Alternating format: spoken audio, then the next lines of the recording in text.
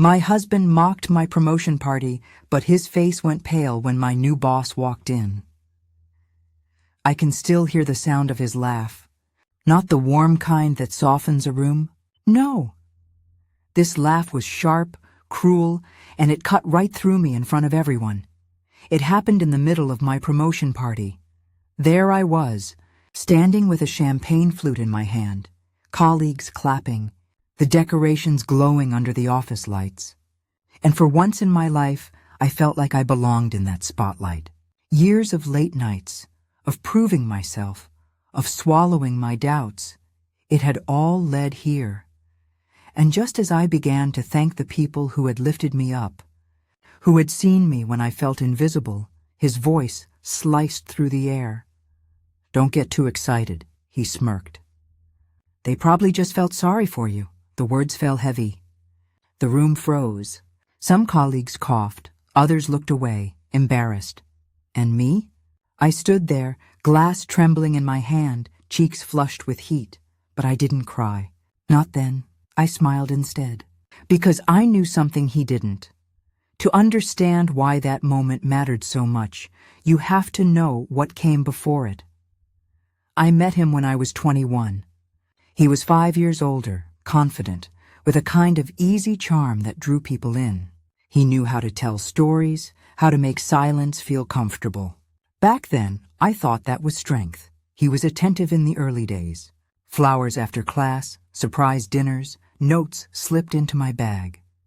He told me I was brilliant, that I was destined for something big.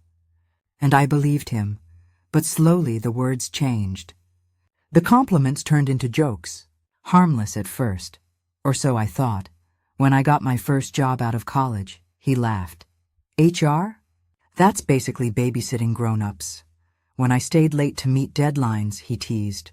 Why bother? No one notices anyway. And when I came home exhausted, he'd smirk. See? You're killing yourself for a job that doesn't even matter. They were just jokes, he said, when I told him they hurt. Don't be so sensitive. So I laughed along, but inside, I shrank. Still, I worked. I poured myself into that job. I sat in meetings where my voice was talked over. I took calls while stirring pasta on the stove. I studied at night, earning certifications that no one but me thought I needed. And slowly, step by step, I climbed. Every small victory felt like rebellion. Every raise, every project led, every problem solved. Proof that I was more than his careless words. But at home, nothing changed. He dismissed promotions as lucky breaks. When I bought myself a new suit for work, he called it playing dress-up, and still, I stayed. I told myself he loved me in his own way, that he just didn't know how to show it. Then came the promotion.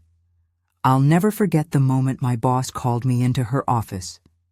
She smiled, slid the offer letter across her desk, and said, "It's long overdue. You've earned this." I read the words twice before they sank in.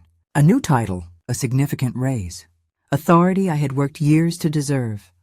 I walked home that night with tears in my eyes, clutching the letter in my bag.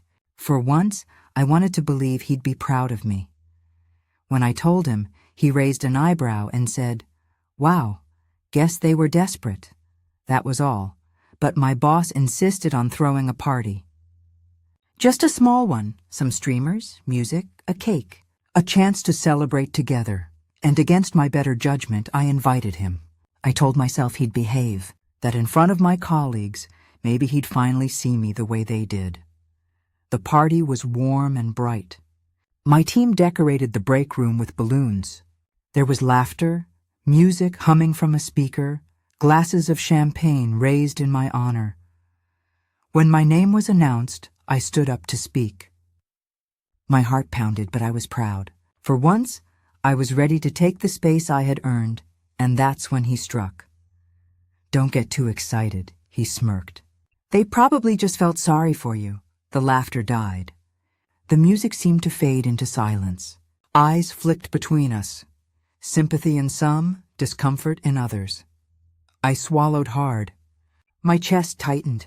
The old me would have shrunk, apologized, maybe even laughed along to ease the tension, but not that night. Because that night, I had a secret. My new boss was on her way. She wasn't just another manager. She was a woman I had admired from afar for years, sharp, respected, known for her integrity. She saw things others didn't. She had an instinct for truth, and she had a history with my husband. Years ago, before I ever met him, he worked under her at another company. He bragged about it once, late at night, half drunk on whiskey. She thought she could tell me what to do. He laughed. I handled her, made her look like a fool. But in the haze of that conversation, he slipped. He mentioned the day she fired him. She had no idea who she was dealing with, he sneered. I remembered her name. I remembered the story. And now she was my boss. When she walked into the room that night, the air shifted. She didn't need to command attention. It followed her naturally. She congratulated colleagues, shook hands, and then her eyes landed on him. The smirk disappeared from his face. His shoulders stiffened. He went pale. "Well," she said calmly, "I didn't expect to see you here. Still hanging around? Some things never change." The silence that followed was heavy, electric. My colleagues glanced between us, realization dawning, and for the first time in years, he had nothing to say. I lifted my glass, steady now, and smiled.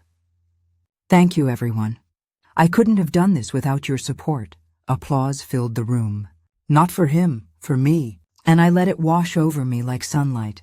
Afterward, in the car, he seethed. "You set me up," he hissed. "You wanted to humiliate me, but I stayed silent. Because the truth was, I hadn't set him up. He had set himself up years ago, with arrogance, cruelty, and lies. All I did was stand in the light long enough for everyone else to see it." That night, when I cut the cake, my colleagues cheered.